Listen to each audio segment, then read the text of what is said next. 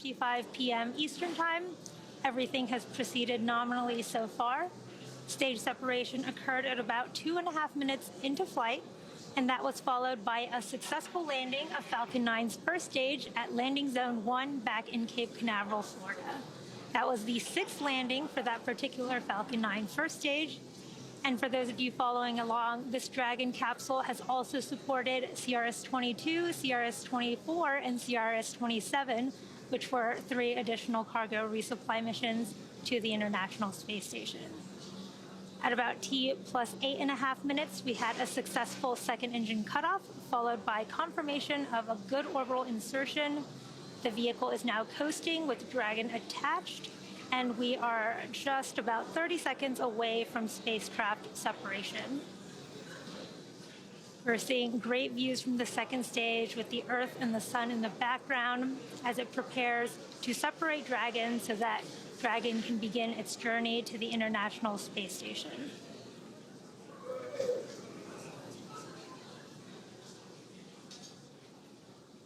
Just a few seconds from payload deployment.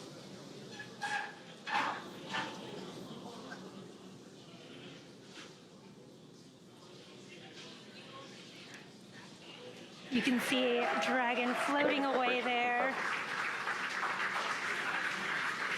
It's very exciting to see. Dragon is drifting away from Falcon 9 second stage there, confirming good spacecraft separation. Now, SpaceX is honored to be a part of NASA's Commercial Resupply Services Initiative to deliver critical cargo to the space station, and we thank NASA for entrusting us with today's mission. For those of you following along, you'll know that this mission marks our 27th of the year. Congratulations to the SpaceX team. We're just in March, and we're already launched in partnership with NASA missions like Axiom 3, Cygnus, and PACE, Intuitive Machines, Crew 8, and more. You can check spacex.com/launches for up-to-date missions and schedules. But that will do it for me here in Hawthorne. But I'm handing it over to Gary to take us through Dragon nose cone opening. Gary? Hey, thank you, Yome. We were following along from here in Mission Control Houston, a wonderful launch of Dragon from Space Launch Complex 40 at Cape Canaveral Space Force Station. Great to see Dragon in orbit and starting its journey on the way to the International Space Station. We're continuing our coverage here in Mission Control Houston, awaiting for the nose cone to deploy. The nose cone is at the very tip of the Dragon spacecraft. Once deployed, exposes the 4 forward bulkhead Dracos. These Draco thrusters will execute the series of maneuvers necessary to raise its orbit and meet up with the destination of Dragon's launch today, the International Space Station. Of course, after separation, it is carrying 3 tons of supplies, including science, as well as some food to the International Space Station. A common question we get is what sorts of treats and food are inside Dragon that the Expedition 70 crew aboard station is awaiting. We did receive word that there is a fresh food kit, including some fruits and vegetables like citrus, apples, and cherry tomatoes inside Dragon right now. There's also 2 crew-requested coffee kits and 60, that's 60, bulk overwrap bags. These are standard bobs containing some standard food menu items as well as some crew preference choices. You're getting a live look at the second stage, now transferring to the control rooms. On the left side, you see the SpaceX mission control teams over in Hawthorne, California, that oversaw today's launch and will continue to monitor Dragon on its journey to the International Space Station over the next day and a half. The teams you see there on the right are here with me in Mission Control Houston, the International Space Station flight control teams monitoring the orbiting complex, and of course the operations jointly with Hawthorne, the flight controllers there.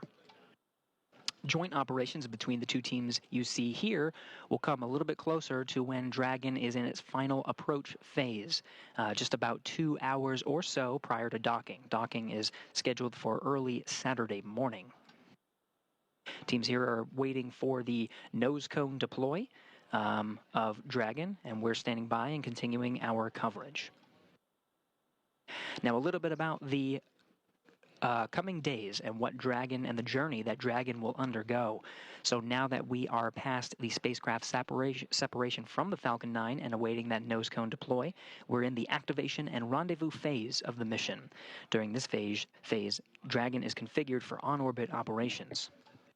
The phase begins after separation that we just saw from the Falcon 9 and ends with the completion of the final co-elliptic burn. The initial orbit today is about 190 kilometers by 210 kilometers, those values representing the perigee and apogee of the orbit, or the lowest and highest points over the Earth. Not a perfect circle, more like a very slight ellipse. So over the next day and a half, Dragon will execute a series of burns which will gradually raise its orbit to align more closely with the station.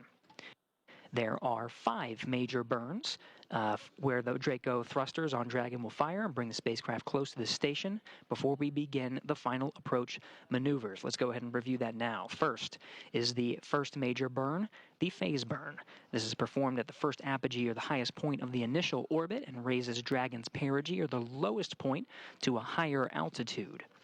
The next burn, which based on the orbital data that we're seeing, is the boost burn, which raises Dragon's orbit until it reaches an altitude just about 10 kilometers lower than the space station.